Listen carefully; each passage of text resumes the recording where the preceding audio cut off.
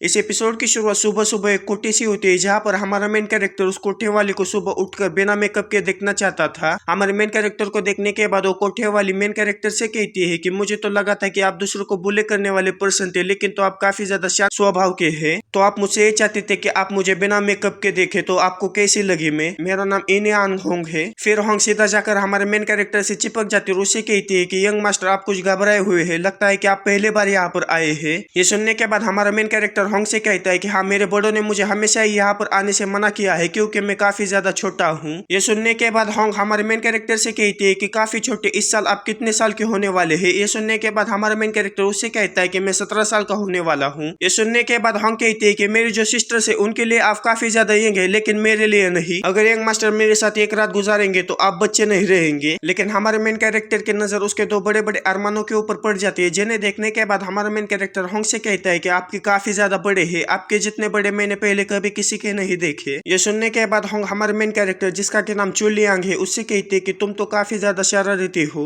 फिर Liang Hong से कहता है कि मेरा जो एक्सपीरियंस है वो काफी ज्यादा कम है, मैं ये आशा रखता हूँ कि जो यंग लेडी है वो इसे संभाल लेगी। ये सुनने के बाद होंग एक ग्लास में शराब भरते हुए लियांग से कहती है कि यंग मास्टर इसे जाने दो, आज रात में तुम्हें ऐसा एक्सपीरियंस दिलाऊंगी कि जिसे तुम कभी भी भूल नहीं पाओगे। ये सुनने के बाद हमारा लियांग काफी ज्यादा एनर्जेटिक हो जाता है और उससे कहता है कि तो फिर ठीक है, आज मैं आपको काफी कुछ दिखाऊंगा, लेकिन मैं आपको ये प्रॉमिस करता हूँ आज की जो रात है उसे तो मैं भूल जाऊंगा, लेकिन आप कभी भी इस रात को नहीं भूलेंगी। ये सुनने के बाद हम कुछ समझ नहीं पाती और कहती है कि ये जो छोटा लड़का है वो कुछ ज्यादा ही कॉन्फिडेंट है। और होंग हमारे लियांग से कहती है कि तुम अपने स्किल्स पर कुछ ज्यादा ही कॉन्फिडेंट हो। ये सुनने के बाद लियांग होंग से कहता है कि मेरी जो स्किल्स है वो इतनी भी अच्छी नहीं है, लेकिन मैं प्रॉप्स का इस्तेमाल करते हुए आपका जो कुछ भी नुकसान हुआ है उसे पूरी तरह से भर दूंगा। प्रॉप्स यानी कि दूसरी किसी चीज का सहारा लेना। ये सुनने के बाद होंग काफी ज्यादा हैरान हो जाती है और कहती है कि इस तरह की चीजों का मुझे बिल्कुल भी एक्सपीरियंस नहीं है, ये लड़का तो कुछ ज्यादा ही अजीब है। फिर होंग लियांग से कहती है कि जो कि यंग मास्टर ऐसा ही करना चाहते हैं, तो फिर यंग मास्टर मुझे ये दिखाइए कि आखिर आप किस तरह के प्रॉप्स को यहाँ पर लेकर आए हैं। ये सुनने के बाद लियांग उससे कहता है कि तो फिर ठीक है, अभी मैं उसे बाहर निकाल लेता हूँ। इतना कहने के बाद लियांग अपने पैंट में हाथ डालकर कुछ ढूंढने लगता है, जिसे देखने के बाद जो होंग है वो काफी ज्यादा हैरान हो जाती है। तभी लियांग अपने पैंट में से एक ईंट को बाहर निकाल लेता है। उस ईंट को देखने के बाद होंग हमारे लियांग के ऊपर चिल्लाते हुए उसे कहते हैं कि हम इतनी बड़ी चीज का इस्तेमाल कैसे कर सकते हैं? क्या तुम किसी तरह के अजीब खेल को खेलना चाहते हो? अगर तुम इसी तरह का अजीब खेल खेलना चाहते हो तो मैं तुम्हारे साथ नहीं खेलूंगी। ये सुनने के बाद लियांग होंग से कहता है कि मैंने जैसे सोचा था, आप कभी भी इस तरह के प्रॉप को एक्सेप्ट नहीं करेंगी। ये सुनने के बाद होंग चिल्लाते हुए कहते हैं कि आखिर इस जैसी चीज को कैसे कौन एक्सेप्ट कर सकता है। ये सुनने के बाद लियांग होंग को बाहर की तरफ इशारा करते हुए उसे कहता है कि जरा बाहर तो देखो, बाहर रेस 3 का सलमान खान है। और जैसे होंग बाहर की तरफ हमारे सलमान खान को ढूंढने की कोशिश करने लगते हैं, वैसे पीछे से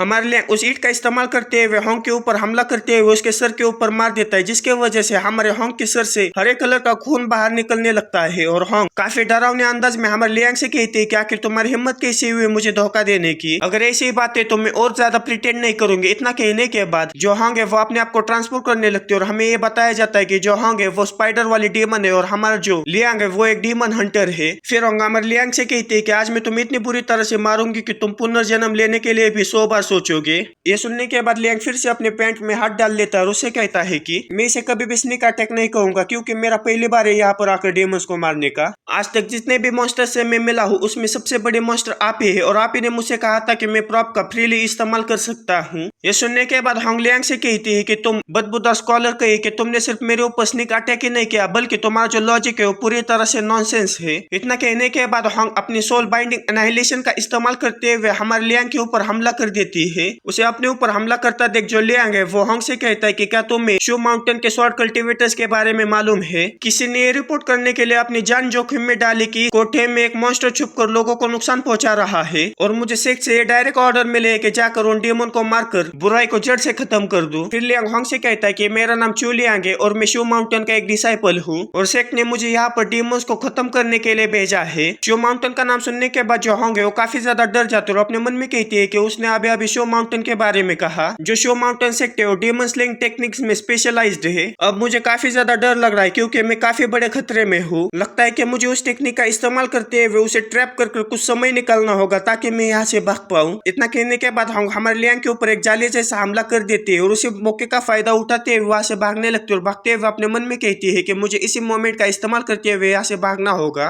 लेकिन हमारे लियांग को उसके प्लान के बारे में पता चल जाता है, इसीलिए वो उसे कहता है कि क्या तुम्हें सच में ऐसा लगता है कि ये बदबूदार जाले मुझे यहाँ पर रोक सकते हैं। इतना कहने के बाद लियांग अपने उसी कड़े का इस्तेमाल करते हुए एक शॉर्ट टेक्निक का इस्तेमाल कर उससे हमारे होंग के ऊपर हमला कर देता है। वो हमला सीधा आकर हमारे होंग के छाती के आर पार हो जाता है, जिसकी वजह से होंग वहीं पर मरने लगती है और मरते हुए अपने मन में कहती है कि मैं इस इंसानी शरीर को पाने के लिए 100 सालों से कल्टीवेट कर रही हूँ और इस ह्यूमन टेरिटरी में आकर मुझे 1 साल भी पूरा नहीं हुआ, क्या यही मेरा अंत है। इतना कहने के बाद फाइनली जो होंग है वो वहीं पर मारी जाती है, लेकिन वो काफी ज्यादा भारी होती है और काफी ज्यादा ऊंचाई पर होती है, जिसके वजह से होंग उस कोटे के लकड़ी के फ्लोर को तोड़ते हुए सीधा आकर ग्राउंड फ्लोर के ऊपर गिर जाती है। और हमारे होंग के मॉन्स्टर रूप को देखने के बाद वहां पर कोटे पर जितने भी लोग आए होते हैं वो काफी ज्यादा डरने लगते हैं और डर कर वहां से भागने लगते हैं। होंग की जो बॉडी है वो तो खत्म हो चुकी होती है, लेकिन उसकी जो सोल है वो अभी तक डिस्ट्रॉय नहीं हुई होती। वो होंग के बॉडी से बाहर निकलकर ऊपर की ओर जाने लगती है और वो जो सोल है वो अपने मन में कहती है कि आखिर में डिस्ट्रॉय क्यों नहीं हुई, लेकिन ये बात मुझे अभी तक समझ में नहीं आ रही, मैं ऊपर की ओर क्यों जा रही हूँ। लेकिन होंग की सोल जब ऊपर की तरफ जाती है तो सामने की ओर देखकर काफी ज्यादा हैरान हो जाती है, क्योंकि जो हमारे लियांग है उसने उसकी सोल को डिस्ट्रॉय नहीं किया होता, वो उसे अपनी तरफ बुला रहा होता है। हमारे लियांग को देखने के बाद जो होंग की स्पिरिट है वो रोने लगती है, रोते हुए अपने मन में कहती है कि क्या वो इसीलिए मुझे ढूंढ रहा था ताकि वो मुझे एब्जॉर्ब कर पाए। होंग ये सब सोच रही होती है कि तभी लियांग उस होंग की सोल को अपने बॉडी के अंदर एब्जॉर्ब कर लेता है। होंग की स्पिरिट को अपने अंदर लेने के बाद जो लियांग है वो एक राहत की सांस ले लेता है और कहता है कि ये जो मेरी पहली डायरेक्ट बैटल थी वो भी सेम रियलम वाले डीमन के साथ, वो काफी ज्यादा थका देने वाली थी। ये जो स्पाइडर है वो इल्यूजन में काफी ज्यादा स्किल्ड है, इसीलिए उसे क्राउड में ढूंढना काफी ज्यादा मुश्किल होता था, इसीलिए मैंने इस प्लान का इस्तेमाल करते हुए डायरेक्टली आकर उससे मिला और उसे पकड़ लिया। और जिस ईट से मैंने उसके ऊपर हमला किया उसे डीमन सीलिंग ब्रिक कहा जाता है। अगर मैंने उस गोल्डन ब्रिक से सीधा किसी डीमन के ऊपर हमला कर दिया तो वो डीमन अपने आप ही अपने ट्रू फॉर्म को रिवील कर देता है। यह अच्छी बात है कि डीमन सीलिंग ट्रेजर को मैंने व्हाइट टावर से पा लिया था। इस ट्रेजर के साथ जो डीमन है उन्हें पकड़ना और भी ज्यादा आसान हो चुका है, जो कि अब मेरे पास उस डीमन स्पाइडर की सोल है। इतना कहने के बाद जो लियांग है वो अपने इनर वर्ल्ड में आ जाता है। जैसे ही लियांग इनर वर्ल्ड में आ जाता है वैसे ही उसके सामने हमें काफी बड़े एक व्हाइट टावर को दिखाया जाता है। उस व्हाइट टावर को देखने के बाद जो हमारा लियांग है वो कहता है कि जब भी मैं यहाँ पर आता हूँ तो काफी ज्यादा एक्साइटेड हो जाता हूँ। इतना कहने के बाद लियांग जब उस व्हाइट टावर के अंदर चला जाता है तब हमें वहाँ पर काफी सारे पिंजरों को दिखाया जाता है। उन्हीं में से एक पिंजरे में जो स्पाइडर मॉन्स्टर थी उसकी सोल होती है। उसे देखने के बाद हमारा लियांग अपने मन में कहता है कि इसे रिफाइन करने के बाद पता नहीं मुझे क्या मिलेगा। इतना कहने के बाद लियांग स्पाइडर मॉन्स्टर की जो सोल है उसे रिफाइन कर देता है। उसे रिफाइन करने के बाद उस सोल के बदले हमारे लियांग को डीमन बाइंडिंग रोप दी जाती है। फिर लियांग हमें उस रोप के बारे में बताता है। लियांग कहता है कि अगर मैंने इस रोप से किसी डेमन को बांधा तो वो डेमन अपनी क्यूआई को इस्तेमाल नहीं कर पाएगा। इसके वजह से जो मेरा एनिमी है वो मुझसे कभी भी फाइट नहीं कर पाएगा और मैं काफी आसानी से इसे पकड़ लूंगा। ये मुझे काफी अच्छा ट्रेजर मिला है, डीमन सीलिंग ब्रिक, और साथ ही में जो डीमन बाइंडिंग रोप है उनके साथ में जो डीमन है उन्हें काफी आसानी से पकड़ सकता हूँ। तभी हमें लियांग को बाहर से कोई बुलाने लगता है। ये सुनने के बाद लियांग जल्दी से अपनी आंखें बंद करते हुए रियल वर्ल्ड में वापस आ जाता है। जब वो वापस आ जाता है तो सामने की तरफ एक पेपर क्रेन होता है जो कि हमारे लियांग के लिए लेटर लेकर आया होता है। उस लेटर में लियांग की जो मास्टर है उसने काफी कुछ लिखा होता है, जिसे देखने के बाद जो लियांग है वो काफी ज्यादा हैरान हो जाता है और कहता है कि मेरी जो मास्टर हर दिन दारू पीकर पड़ी रहती है और वो अश्लील किताबें पढ़ती रहती है, आखिर उसको इतने सारे वर्ड्स लिखने का समय कैसे मिला, आखिर उसने इतने सारे वर्ड्स कैसे लिखे। फिर हमें लियांग को दिखाया जाता है जो कि शेरवान माउंटेन की तरफ जा रहा होता है और जाते हुए कहता है कि 6 महीने पहले मैं एक ऑर्डिनरी हाई स्कूल ग्रेजुएट था। फिर हमें पिछले जन्म के लियांग को दिखाया जाता है जो कि अपने दोस्त से मिलने के लिए जा रहा होता है। जाते वक्त उसके माँ उससे कहती है कि मैं डिनर के लिए तुम्हारा इंतजार करूंगी। ये सुनने के बाद लियांग उनसे कहता है कि मेरा इंतजार मत करिएगा, मुझे आने में थोड़ा लेट हो जाएगा। वो ये सब कह रहा होता है कि तभी पीछे से काफी तेजी के साथ आकर एक ट्रक हमारे लियांग को उड़ा देती है और उसकी मौत वहीं पर हो जाती है। उसके मरने के बाद उसकी जो सोल है वो ट्रेवल करने लगती है। ट्रेवल करते वक्त लियांग अपने मन में कहता है कि मैंने कभी भी नहीं सोचा था कि मैं एक गाड़ी से टकरा जाऊंगा और मेरी मौत वहीं पर हो जाएगी और मेरी जो मॉम है वो मेरे इसके बाद डिनर के लिए कभी भी इंतजार नहीं करेगी। और इससे भी डरावनी क्या बात है, तुम्हें पता है कि मेरी जो सोल है वो किसी और दुनिया में ट्रांसफर हो गई है। इस दुनिया में डीमंस और गोस्ट एग्जिस्ट करते हैं और इस दुनिया के जो भगवान और जो स्पिरिट्स है उनकी जो पावर है वो काफी ज्यादा है। ये तो अच्छी बात है कि जो 9 हेवेंस और 10 लैंड्स के जो इमोर्टल सेक्ट्स है उन्होंने अभी तक उन डीमंस और घोस्ट को सप्रेस करके रखा है। जो ह्यूमन वर्ल्ड है उसमें शांति बनाए रखी है। सब कुछ उस ट्रक ड्राइवर की वजह से हुआ है, जिसका कि मेरे ऊपर पता नहीं किस बात का गुस्सा था, लेकिन मैं कितनी देर से यहाँ पर उड़ रहा हूँ। लेकिन तभी हमारा लियांग स्पिरिट्स वर्ल्ड से बाहर निकलता है, जिसे देखने के बाद हमारा लियांग काफी ज्यादा खुश हो जाता है। लेकिन तभी नीचे हमें उस ओरिजिनल बॉडी को दिखाया जाता है जो कि मरी हुई होती है, जिसके ऊपर हमारा लियांग गिर जाता है और उसकी जो सोल है वो उस बॉडी के अंदर घुस जाती है। उस बॉडी के अंदर घुसने के बाद जब लियांग अपनी आंखें खोल लेता है तब उसे इस बात का डर लगने लगता है कि इस बॉडी का जो ओरिजिनल ओनर है उसे मैंने मारा होगा। लेकिन वो कहता है कि इस ओरिजिनल बॉडी के ओनर को मैंने नहीं मारा, पता नहीं मैं कैसे इसके बॉडी के अंदर आया। लेकिन तभी वो शांत हो जाता है और काफी अजीब अजीब तरह की चीजें सोचने लगता है। उन चीजों को सोचते हुए लियांग काफी ज्यादा गुस्सा हो जाता है। उन चीजों को मैं आपको नहीं बता सकता क्योंकि मेरे भी कुछ समझ में नहीं आया। लेकिन तभी लियांग के सर में काफी ज्यादा दर्द होने लगता है क्योंकि उस ओरिजिनल बॉडी की जो मेमोरीज है वो लियांग को दिखने लगती है। उसे ये दिखता है कि जो ओरिजिनल बॉडी का ओनर था उसके माँ बाप को जो डेमन है उन्होंने मार डाला था, और जब एक डेमन उसको मारने आ रहा था तभी उसकी जो मास्टर है वो उसे आकर बचाती है और उससे अपना डिसाइपल बनने के लिए कह देती है। सुनने के बाद जो ओरिजिनल ओनर था उस बॉडी का वो भी उसका डिसाइपल बनने के लिए मान जाता है। लेकिन जो इस बॉडी का ओरिजिनल ओनर था वो कल्टीवेशन में कुछ ज्यादा ही मेहनती था, इसलिए उसने अपने मास्टर के साथ जो कल्टीवेशन की दुनिया है उसमें कदम रखा और वो कड़ी मेहनत करते हुए स्ट्रॉन्गर बनता गया। हालांकि उसकी जो मास्टर है वो ये क्लेम करती थी कि उसके रियलम में वो इनविंसिबल है, लेकिन उसने कभी भी उसके कल्टीवेशन में मदद नहीं की। इसी तरह से एक दिन उसके मास्टर को बाहर किसी काम से जाना पड़ा। जाते वक्त तो ओरिजिनल बॉडी के ओनर से कहती कि ज्यादा हार्ड वर्क मत करो और ज्यादा जल्दबाजी भी मत करो, तुम शांति से आगे बढ़ते जाओ। लेकिन इस बॉडी का जो असली ओनर था उसने मास्टर की किसी भी बात पर ध्यान न देते हुए अपनी कल्टीवेशन को जारी रखा और उसमें उसने थोड़ी सी जल्दबाजी की, जिसके वजह से वो ब्रेक थ्रू करने में नाकामयाब रहा और वो बजरक मोड में चला गया, जिसकी वजह से उसकी जो सोल थी वो पूरी तरह से तबाह हो गई। और उसी समय में भी दूसरी दुनिया से ट्रेवल करते हुए इस दुनिया में चला आ गया और मेरी जो सोल है वो उसके बॉडी में घुस गई।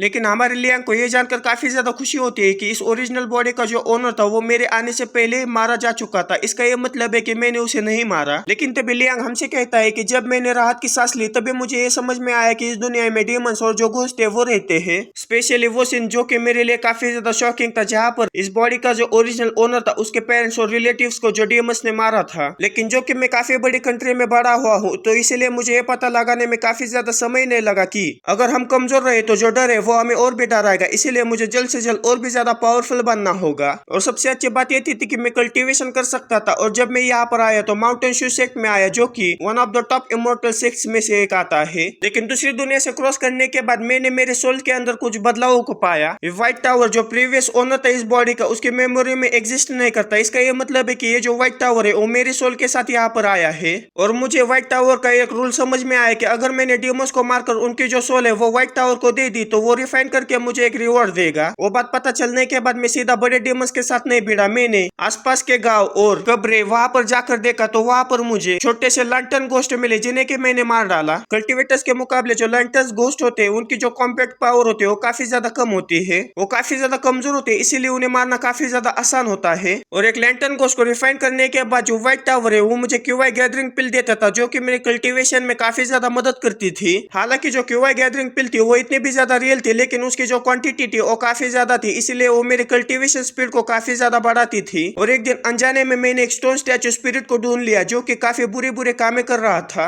लेकिन भला उस क्यूआई गैदरिंग पिल्स का जिसने मेरी कल्टीवेशन बढ़ाने में काफी ज्यादा मदद की थी। और फाइनली मैंने उस स्टोन स्पिरिट को मार डाला। और उस स्टोन स्पिरिट को रिफाइन करने के बाद मुझे उस टावर ने पहली बार मैजिक ट्रेजर रिवॉर्ड में दिया, जो कि डेमन एक्सपोजिंग ब्रिक थी। अगर मैंने इस ब्रिक से किसी डेमन के सर के ऊपर मार दिया तो वो डेमन अपने आप को रिवील कर देगा। Pills, magic treasures, divine skills वो काफी ज्यादा प्रीशियस होते हैं इस कल्टीवेशन की दुनिया में। यहाँ तक कि जो शो माउंटेन के डिसाइपल्स है उन्हें भी वो पाने के लिए किसी न किसी टास्क को कंप्लीट करना पड़ता था, लेकिन मैं सिर्फ डेमंस को मारकर उसे पा सकता था। और जैसे जैसे मेरी स्ट्रेंथ बढ़ती जाएगी वैसे वैसे मैं डेमंस को मारना बढ़ाता जाऊंगा, और जैसे जैसे डेमंस मरते जाएंगे वैसे वैसे जो ट्रेजर का ग्रेड है वो भी बढ़ता जाएगा, और जैसे जैसे ट्रेजर का ग्रेड बढ़ता जाएगा वैसे वैसे मेरी जो कॉम्बैक्ट पावर है वो भी बढ़ती जाएगी। और इसीलिए मैं करंटली एक ऐसे लॉजिकल लूप में फंसा हूँ जहाँ पर पर मैं डीमंस को मारता हूँ क्योंकि मुझे डीमन से डर लगता है। और जब मैं पहली बार शिव माउंटेन से नीचे उतरा तब मुझे घबराहट और चिंता से पूरी तरह से छुटकारा मिल गया। अगर एक पॉइंट ऑफ व्यू से अगर मैं सोचूं तो इस दुनिया में क्रॉस करने के बाद जो ओरिजिनल होस्ट था इस बॉडी का, उसकी जो डिजाइन थी उसे मैं कंप्लीट कर रहा हूँ। फिर हमें प्रेजेंट का सीन दिखाया जाता है जहाँ पर जो लियांग हमें सब स्टोरी बता रहा होता है वो कंप्लीट हो जाती है और वो बासियां लेते हुए कहता है कि फाइनली मैं शिव माउंटेन में वापस आ गया। फिर हमें सिल्वर शॉर्ट पिक का सीन दिखाया जाता है जहाँ पर हमारा लियांग पहुंच चुका होता है। उस माउंटेन पिक पर आ जाने के बाद लियांग सीधा अपने मास्टर से मिलने के लिए चला जाता है और जाते हुए अपने मन में कहता है कि मास्टर ने मुझे इतना बड़ा लेटर लिखा है, जरूर कोई ना कोई जरूरी चीज मुझे बतानी होगी।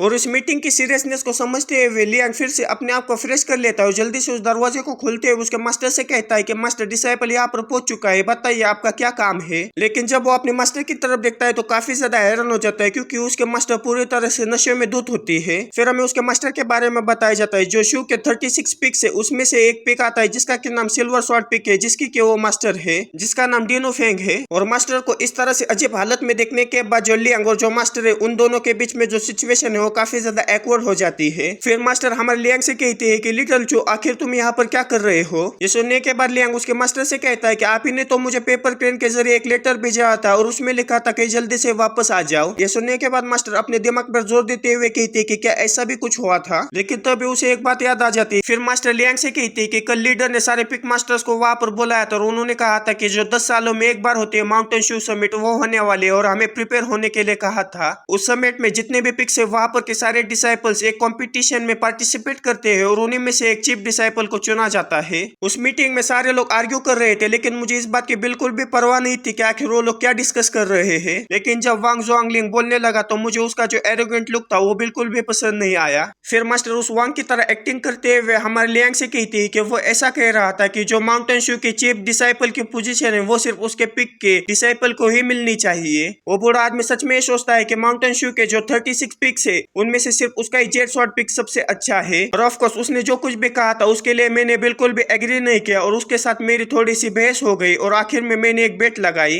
अगर उसके जेट शॉर्ट पिक में से कोई भी डिसाइपल चीफ डिसाइपल की पोजीशन को पा लेता है तो मैं उसे मेरा जो फेनिक्स स्पिरिट ब्लड जेड है वो दे दूंगी। लेकिन अगर मेरे सिल्वर शॉर्ट पिक में से कोई डिसाइपल चीफ डिसाइपल के पोजीशन को पा लेता है तो यहाँ पर जितने भी पिक है उसकी जो हेड की पोजीशन है वो मुझे दी जाएगी। ये सुनने के बाद जो लियांग है वो पूरा सदमे में चला जाता है। फिर मास्टर उससे कहती है कि और मैं इसीलिए तुम्हें ढूंढ रही थी कि आखिर तुम मुझे बताओ कि आखिर सिल्वर शॉर्ट पिक में से कौन ऐसा डिसाइपल है जो कि सुशांत समिट में पार्टिसिपेट कर सकता है। ये सुनने के बाद लियांग पूरा सदमे में जाते हुए उसके मास्टर से कहता है कि मास्टर शायद आप ये बोल रहे हैं कि आपके पिक में सिर्फ मैं ही एक लौता डिसाइपल हूँ। ये सुनने के बाद उसके मास्टर काफी ज्यादा खुश हो जाते हैं, उससे कहते हैं कि ये अच्छी बात है जो कि आप खुद ही इसमें पार्टिसिपेट करना चाहते हैं तो आपकी जो ये मास्टर है वो आपके लिए काफी ज्यादा खुश है। मास्टर की ये बात सुनने के बाद जो लियांग है वो पूरा सदमे में चला जाता है और अपने मन में कहता है कि मैं तो सिर्फ अभी तीसरे रिलम के अर्ली स्टेज पर आखिर में फोर्थ रिलम के फिफ्थ रिलम के किंग्स के साथ कैसे कॉम्पीट कर सकता हूँ। फिर मास्टर लियांग से कहती है कि तुम चीफ डिसाइपल की पोजीशन पाने के लिए यूजियांग फेंग के जो डिसाइपल्स है उनके साथ कॉम्पीट करने जा रहे हो। आज मैं तुम्हारे मास्टर बनकर काफी ज्यादा खुश हूँ। मास्टर की ये सारी बातें सुनने के बाद जो हमारा लियांग है उसका सर चकराने लगता है। फिर लियांग मास्टर से कहता है कि मास्टर जो यूजियांग फेंग के फैक्शन है उसके अंदर 100 से भी ज्यादा डिसाइपल्स है जो कि काफी ज्यादा पावरफुल है और उनमें से आधे से भी ज्यादा गोल्डन कोड रिलम पर है और मुझे ऐसा लगता है कि उन्हीं में से कोई चीफ डिसाइपल बनने के हाईएस्ट चांसेस है। और जहाँ तक बात रही मैंने कुछ दिनों पहले ही डिवाइन इंटेल रिलम में ब्रेक थ्रू किया है। और साथ ही में वो अपने मन में कहता है कि आखिर मास्टर इसके बारे में क्या सोचते हैं। जो पोजीशन है चीफ डिसाइपल की वो हर एक जनरेशन की जो डिसाइपल्स है उनको रिप्रेजेंट करता है। और जहाँ तक रही पिक लीडर के पोजीशन की बात तो 36 पिक में से जो सबसे ज्यादा पावरफुल होगा उसे वो दी जाती है। यहाँ तक कि अगर मेजर माउंटेन के जो 4 एल्डर है उनमें से कोई भी सेट का हेड नहीं बनता तो जो पिक लीडर होता है वो अगले हेड के कैंडिडेट के तौर पर माना जाता है। और अचानक से मास्टर ये चाहती है कि मैं एक कमजोर सा डिसाइपल चीफ डिसाइपल के पोजीशन के लिए लड़ाई करूं। फिर मास्टर लियांग से कहती है कि तुम्हें प्रेशर महसूस करने की कोई भी जरूरत नहीं है, अच्छी तैयारी करने के लिए तुम्हारे पास अभी भी आधा साल होगा। अगर तुमने अपनी चीफ डिसाइपल की पोजीशन को सिक्योर कर लिया तो मैं तुम्हारे साथ कभी भी अनफेयरली ट्रीट नहीं करूंगी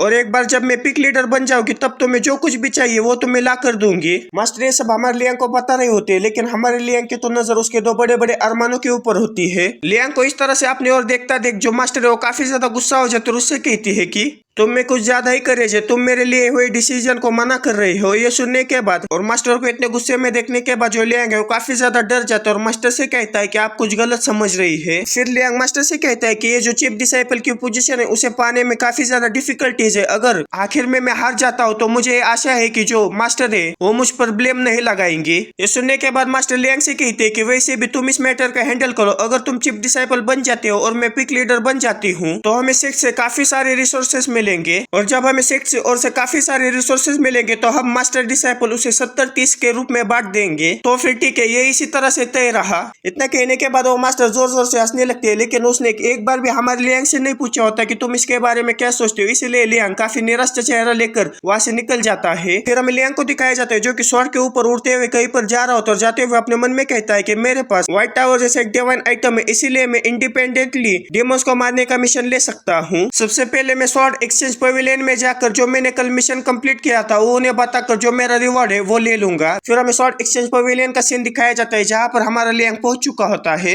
फिर हमें लियांग को दिखाया जाता है जिसने कि वो मिशन कंप्लीट किया होता है, इसीलिए उसे कुछ कॉइन रिवॉर्ड में दिए जाते हैं। उन कॉइन्स को लेकर हमारा जो लियांग है वो स्वॉर्ड एक्सचेंज पवेलियन के सेकंड फ्लोर पर जाता है ताकि उसे नया मिशन मिले। स्वॉर्ड एक्सचेंज पवेलियन के जो सेकंड फ्लोर है वहाँ पर हाई रैंकिंग एल्डर्स रहते हैं जो कि जो बड़े बड़े प्रॉब्लम्स होते हैं उन्हें हैंडल करते हैं और जो डिसाइपल्स खतरे में होते हैं उनकी मदद करते हैं। फिर हमें लियांग को दिखाया जाता है जो कि सेकंड फ्लोर का जो एल्डर होता है उसे वो काफी अच्छी तरह से जानता होता है। फिर वो एल्डर हमारे लियांग से कहता है कि तुम तो काफी जल्दी आ गए, ऐसा लगता है कि तुम्हारा जो सबसे पहला डीमन स्लेइंग मिशन था वो काफी अच्छा गया है। ये सुनने के बाद लियांग उनसे कहता है कि ये सब तो आपके गाइडेंस की वजह से हुआ है। फिर हमारे लियांग और वो एल्डर साथ में बैठकर उनका जो चाइनीज चेस होता है वो खेलने लगते हैं, लेकिन उस चेस के गेम में हमारे लियांग जीतने वाला होता है, जिसे देखने के बाद वो जो लीडर है और भी ज्यादा सीरियस हो जाता है। फिर हमें आधे घंटे बाद का सीन दिखाया जाता है जहाँ पर एल्डर उस चेस के गेम को हार जाता है। चेस के गेम में हार जाने के बाद वो एल्डर हमारे लियांग से कहते हैं कि जब भी मैं तुम्हें देखता हूँ तो तुम्हारा चेहरा हंसता हुआ दिखता है, लेकिन जब तुम चेस करते हो तो तुम्हारा जो एक एक मूव होता है वो खंजर की तरह आकर मेरे सीधा सीने में घुस जाता है। अपनी इतनी तारीफ सुनने के बाद जो लियांग है वो इस एल्डर से कहता है कि वो सब तो मेरी किस्मत की वजह से हुआ है, कुछ देर पहले तो मैं लगभग हार ही गया था। फिर एल्डर उसे कहता है कि तुम मुझे ग्रीट करने के अलावा यहाँ पर दूसरे मिशन के लिए भी आए हो ना।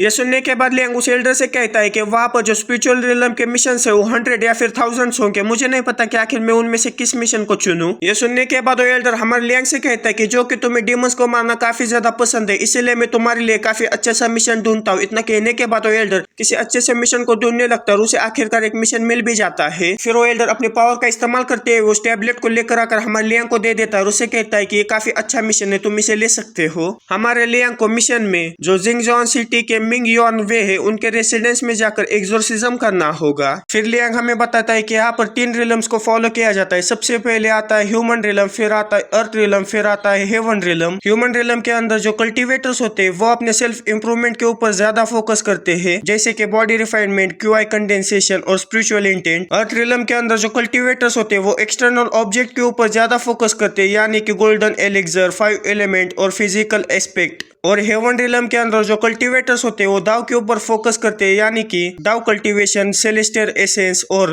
Attaining profound understanding. और इसी के साथ यहाँ पर Taoism, Buddhism, martial artist, demons, ghost ये एग्जिस्ट करते हैं। हालांकि इनकी जो कल्टीवेशन सिस्टम है वो अलग है, लेकिन इनका जो एसेंस है वो एक जैसा है। और जो शो माउंटेन के डिसाइपल्स है, अगर वो स्पिरिचुअल इंटेंट रिलम पर नहीं पहुंचे होते तो उन्हें माउंटेन से नीचे जाने नहीं दिया जाता, और उन्हें अपनी कल्टीवेशन बढ़ाने के लिए जो टास्क दिए जाते हैं वो माउंटेन गेट पर होते हैं, यानी कि जो स्पिरिचुअल प्लांट्स होते हैं उन्हें मेंटेन करना, जो स्पिरिचुअल बर्ड्स होते हैं उन्हें बढ़ाना, या फिर जो हल होते हैं वहां पर जाकर असिस्टेंट के तौर पर काम करना। हालांकि जो डिसाइपल स्पिरिचुअल इंटेंट रिलम के आगे चले गए वो आसानी से माउंटेन से नीचे जाकर जो डेमन्स या फिर जो घोस्ट है उन्हें पकड़ सकते हैं। फिर हमें लियांग को दिखाया जाता है जो कि वो मिशन कंप्लीट करने के लिए उस रेसिडेंस के बाहर पहुंच चुका होता है। उस रेसिडेंस के पास आ जाने के बाद जो रेसिडेंस के मालिक होते हैं मिंग, वो काफी अच्छी तरह से हमारे लियांग का स्वागत करते हैं। फिर हमें कुछ समय बाद का सीन दिखाया जाता है जहाँ पर लियांग उस रेसिडेंस के अंदर आकर जो मिंग है उसके साथ बातचीत कर रहा होता है। मिंग हमारे लियांग से कहते हैं कि शो माउंटेन के तुम्हारे जैसे हीरो के साथ हमारा जो घर है वो अब शांत हो सकता है।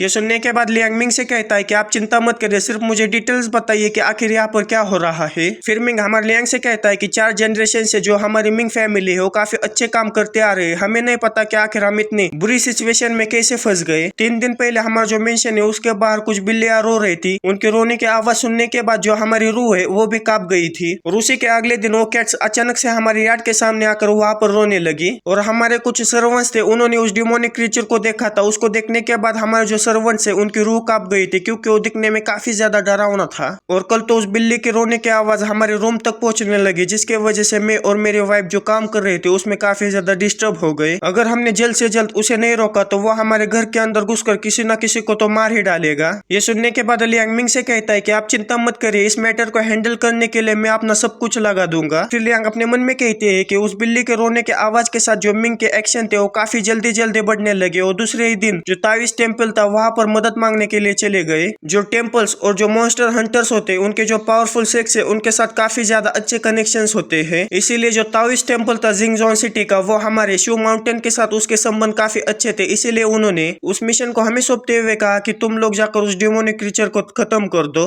जैसा कि मिंग ने कहा, ये जो कोई भी क्रीचर वो सिर्फ रात को आता है और स्टेप बाय स्टेप आगे आता जाता है। ये मुझे डिमन की तरह तो नहीं, लेकिन मुझे स्पिरिट यानी कि घोस्ट की तरह लग रहा है। अगर इन क्रीचर्स ने कल्टीवेशन को उस लेवल को अचीव कर लिया तो फिर उनकी जो इंटेलिजेंस है वो ह्यूमंस की तरह हो जाएगी और उनके जो एक्शंस है उन्हें हम कभी भी प्रिडिक्ट नहीं कर पाएंगे। सिर्फ जो कम कल्टीवेशन के घोस्ट होते हैं उन्होंने मौत को एक्सपीरियंस किया है और काफी समय से इस दुनिया में टिके हुए हैं, वही सिर्फ इतना अजीब बिहेव कर सकते हैं। जैसे कि वो बिल्ली, ऐसा हो सकता है कि वो मरी हुई किसी बिल्ली की स्पिरिट हो। फिर लियांग मिंग से कहता है कि क्या कुछ दिनों पहले आपके घर में से किसी ने बिल्ली को मारा था? ये सुनने के बाद मिंग लियांग से कहता है कि नहीं, हम में से किसी ने भी बिल्ली को नहीं मारा। मेरी जो वाइफ है वो बिल्ली और कुत्तों को काफी ज्यादा पसंद करते हैं। जो बाहर सड़कों पर जो बिल्ली या कुत्ते होते हैं उन्हें भी हम खाना खिलाते हैं। ये सुनने के बाद लियांग मिंग से कहता है कि अगर ऐसी ही बात है तो मुझे आपकी जो मेंशन है वहां पर की सिचुएशन को देखने के लिए थोड़ा सा इन्वेस्टिगेट करना होगा ताकि मैं एक्सोर्सिज्म के लिए प्रिपेयर हो पाऊं। ये सुनने के बाद मिंग लियांग को इन्वेस्टिगेट करने के लिए परमिशन दे देता है। फिर लियांग अपने काम में जुट जाता है और जो मेंशन है उसके हर एक कोने को देखने लगता है। फिर हमें शाम के वक्त का सीन दिखाया जाता है जहाँ पर मिंग और लियांग फिर से बैठकर बात कर रहे होते हैं। तभी एक नौकरानी भागते हुए आकर मिंग से कहती है कि आपकी वाइफ का ये कहना है कि उन्हें कुछ ठीक नहीं लग रहा, उनकी जो तबियत है वो काफी ज्यादा खराब हो चुकी है, इसीलिए वो खाने पर आपके साथ नहीं आएंगी। ये सुनने के बाद मिंग उसकी वाइफ के लिए काफी ज्यादा परेशान होता है, इसलिए वो मिंग से सॉरी कहकर वहां से अपनी वाइफ को देखने के लिए चला जाता है। अपनी वाइफ की इतनी ज्यादा फिक्र करता हुआ देखकर लियांग अपने मन में कहता है कि ये जो मिंग है वो अपनी वाइफ से कुछ ज्यादा ही प्यार करता है। ये सुनने के बाद उनमें से एक सर्वेंट कहती है कि हाँ ऑफ कोर्स, हमारे जो मास्टर है वो उनके वाइफ से काफी ज्यादा प्यार करते हैं। हालांकि उनकी शादी को 10 साल हो गए लेकिन वो अभी तक उनसे उतना ही प्यार करते हैं जितना पहले करते थे। लेकिन ये हमारे मास्टर के लिए काफी अफसोस की बात है कि उनकी जो वाइफ है वो किसी इलनेस की वजह से बच्चे पैदा नहीं कर सकते, इसीलिए काफी सारे लोगों ने उन्हें सजेस्ट किया कि तुम ककुम्बाइन रखकर अपने लिए बच्चे पैदा करो। लेकिन जो कि हमारे मास्टर अपनी वाइफ से काफी ज्यादा प्यार करते हैं, इसीलिए उन्होंने ककुम्बाइन रखने के लिए बिल्कुल मना कर दिया। एक ब्यूटीफुल वुमन जो कि हमारे मास्टर के वाइफ की तरह है, वही सिर्फ हमारे मास्टर के प्यार के काबिल है। फिर हमें कुछ समय बाद का सीन दिखाया जाता है जहाँ पर मिंग वापस आ चुका होता है और वो हमारे लियांग से कहती है कि इतनी भी कोई सीरियस बात नहीं है। लेकिन तभी वहां पर काफी ज्यादा तेज हवाएं चलने लगते हैं क्योंकि जो डेमन कैट है वो बाहर आ चुकी होती है। जैसे हमारे लियांग को उसका एहसास हो जाता है वैसे लियांग अपने जल्दी से तलवार निकालने के लिए तैयार हो जाता है। फिर लियांग उस डेमन कैट के ऑरा को महसूस करते हुए अपने मन में कहता है कि इसकी जो इंग एनर्जी है वो काफी ज्यादा स्ट्रांग है। उसकी इंग एनर्जी को महसूस करने के बाद मुझे ऐसा लगता है कि वो जरूर एक घोस्टली क्रीचर होगा। लेकिन उसकी इंग एनर्जी के अंदर जो डेमोनिक ऑरा है वो भी काफी ज्यादा मिक्स है। क्या ऐसा हो सकता है? इतना कहने के बाद मिंग जल्दी से पीछे मुड़ते हुए लियांग से कहता है कि जल्दी से छुप जाओ, लेकिन जो मिंग है वो पहले से ही छुप चुका होता है और मिंग चिल्लाते हुए हमारे लियांग से कहता है कि अब सब कुछ तुम पर है। उनको इतनी तेजी से दौड़ता हुआ देखकर जो लियांग है वो काफी ज्यादा हैरान हो जाता है और कहता है कि ये तो काफी ज्यादा तेज दौड़ते हैं। उनकी दौड़ने की स्पीड को देखते हुए ऐसा लगता है कि जो मॉन्स्टर्स है उन्होंने पूरी तरह से इनकी सिटी के ऊपर कब्जा कर लिया है और उनको बचने के लिए यहाँ से काफी तेज दौड़ना होगा। फिर लियांग अपने ब्रेसलेट में से अपनी तलवार निकालकर उस डिमोनिक क्रीचर के साथ लड़ने के लिए तैयार हो जाता है। फिर लियांग जब उस रूम से बाहर निकलकर सामने की ओर देखता है तो काफी ज्यादा हैरान हो जाता है क्योंकि सामने की ओर जो कैट है वो काफी ज्यादा डरावनी लग रही होती है। उस कैट को देखने के बाद लियांग अपने मन में कहता है कि इसके अंदर काफी गुस्सा और नफरत भरा हुआ है, लेकिन ये एक बच्चे की आत्मा भी है, एक अजन्मे बच्चे का भूत जिसका गुस्सा आम से भूतों से 10 गुना ज्यादा पावरफुल होता है, या फिर एक डेमोनिक स्पिरिट है जो कि एक मॉन्स्टर के मरने के बाद तैयार हुई है। और इसे देखने के बाद ये कहने में कोई भी हर्ज नहीं है कि ये दिखने में काफी ज्यादा डरावना है। वेंजेफुल स्पिरिट, इन्फर्नेंट स्पिरिट और जो डेमोनिक स्पिरिट होते हैं वो उनकी घोस्ट के अंदर यूनिक प्रेजेंस होती है। इन्फर्नेंट स्पिरिट, वेंजेफुल स्पिरिट और एक डेमोनिक स्पिरिट जो कि एक ही में घुसकर बनी हुई एक डेमोनिक घोस्ट है।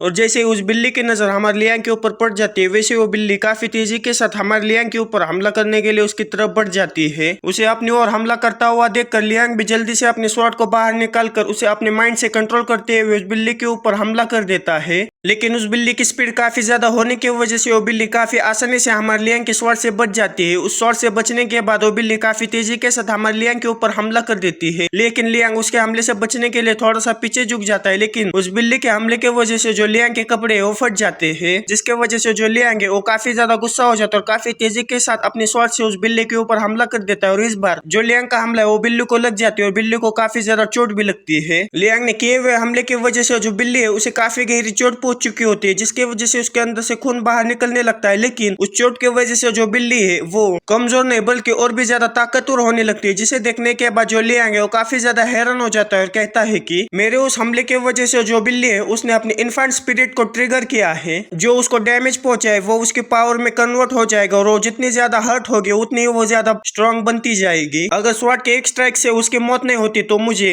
एक ताकतवर दुश्मन का सामना करने के लिए खुद को तैयार करना होगा। वो ये सब कह रहा होता है, तभी वो बिल्ली फिर से काफी तेजी के साथ हमारे लियांग के ऊपर हमला करने के लिए उसकी तरफ बढ़ जाती है। लेकिन इस बार हमारे लियांग भी उसके उन हमलों के लिए तैयार होता है, जिसकी वजह से वो बिल्ली जितनी भी बार हमारे लियांग के ऊपर हमला करने की कोशिश करती है उतनी ही बार लियांग हमारा काफी आसानी से उसके हमले से बच जाता है। लेकिन तभी वो बिल्ली पीछे से हमारे लियांग के ऊपर हमला करने के लिए उसकी तरफ बढ़ जाती है, लेकिन हमारे लियांग को महसूस हो जाता है, इसलिए वो काफी तेजी के साथ अपनी तलवार को कंट्रोल करते हुए उस बिल्ली के ऊपर हमला कर उसे 2 टुकड़ों में बांट देता है, जिसके वजह से उस स्पिरिट की मौत वहीं पर हो जाती है। उस बिल्ली की मौत हो जाने के बाद जो लियांग है वो उसकी सोल को अपने पास बुलाते हुए कहता है कि सबसे पहले मिशन पर मैं जिस स्पाइडर डेमन से लड़ा था उससे भी ये काफी ज्यादा डिफिकल्ट था, क्योंकि ये पूरी तरह से बफ से भरी हुई थी। फिर लियांग उस बिल्ली की स्पिरिट को अपने अंदर रख लेता है। तभी पीछे से मिंग और उसके फैमिली के मेंबर्स आते हुए हमारे लियांग का शुक्रिया करने लगते हैं और साथ ही में उसकी काफी ज्यादा तारीफें करने लगते हैं। उनको अचानक से अपने सामने देखने के बाद जो लियांग है वो काफी ज्यादा हैरान हो जाता है और अपने मन में कहता है कि इनमें से हर कोई अचानक से गायब हो जाता है और अचानक से यहाँ पर आ जाता है। इनकी जो अचानक से आने जाने वाली स्किल है वो काफी ज्यादा ही पावरफुल है। फिर हमें अगले दिन सुबह का सीन दिखाया जाता है, जहाँ पर एक नौकरानी भागते हुए आकर हमारे लियांग से कहती है कि यंग मास्टर, हमारे जो मास्टर है वो खाने पर आपका इंतजार कर रहे हैं। ये सुनने के बाद लियांग उसे कहता है कि ठीक है, मैं अभी वहाँ पर आ जाता हूँ। ये सुनने के बाद वो नौकरानी वहाँ से चली जाती है। उस नौकरानी के जाने के बाद लियांग कहता है कि खाने पर जाने से पहले मुझे सबसे पहले जो मिंग की वाइफ है उसे देखना होगा, क्योंकि मैं यहाँ पर जब से आया हूँ तब से मैंने उसे एक बार भी नहीं देखा। फिर हमें कुछ समय बाद का सीन दिखाया जाता है, जहाँ पर लियांग मिंग की जो वाइफ है उसे मिलने के लिए उसके कमरे के बाहर पहुंच जाता है। उसके कमरे के दरवाजे को खटखटाते हुए उससे कहता है कि मेरा नाम चू लियांग है और मैं कल यहाँ पर आपके घर में एक्सोर्सिज्म करने के लिए आया था और मुझे पता चला कि आपकी तबीयत ठीक नहीं, इसलिए मैं आपको मिलने के लिए यहाँ पर आया हूँ। ये सुनने के बाद मिंग की जो वाइफ है वो अंदर से हमारे लियांग से कहती है कि तो अच्छा, आप है जो शू माउंटेन से यहाँ पर आए हैं, लेकिन मैं अभी किसी भी गेस्ट से मिलने के लिए तैयार नहीं हूँ, इसलिए आप वापस जा सकते हैं। उसको इस तरह से बात करता हुआ देखकर जो लियांग है वो अपने मन में कहता है कि इसका जो एटीट्यूड है वो उसके हस्बैंड से बिल्कुल डिफरेंट है और मुझे ऐसा लगता है कि जो लेडी मिंग है वो जानबूझकर मुझसे मिलना नहीं चाहती। इतना सोचने के बाद लियांग उनसे कहता है कि मैंने सुना था कि आप काफी समय से बीमार है, इसलिए मेरे पास शू माउंटेन की कुछ सीक्रेट टेक्निक्स है जिसकी मदद से मैं आपका इलाज कर सकता हूँ। मैं कुछ देर तक यहाँ पर ही रुकूंगा, जब लेडी मिंग को मुझसे मिलना होगा तब मैं अंदर आ जाऊंगा। लियांग के इतना कहने के बावजूद अंदर से जो लेडी मिंग है वो उसे कोई भी जवाब नहीं देती। फिर कुछ समय बाद लेडी मिंग हमारे लियांग से कहती है कि 1 मिनट वहीं पर रुकिएगा। इतना कहने के बाद उस कमरे के अंदर से अजीब अजीब तरह की आवाजें आने लगती है। फिर वो लेडी मिंग दरवाजा खोलते हुए हमारे लियांग के सामने आ जाती है और लेडी मिंग कुछ सही हालत में नहीं होती। ऐसा लग रहा होता है कि जो लेडी मिंग है वो हमारे लियांग को सेड्यूस करने वाली है। फिर लेडी मिंग हमारे लियांग को अंदर आने के लिए कह देती है और उससे कहती है कि अब जो मेरी बीमारी का इलाज है वो सब आपके ऊपर है।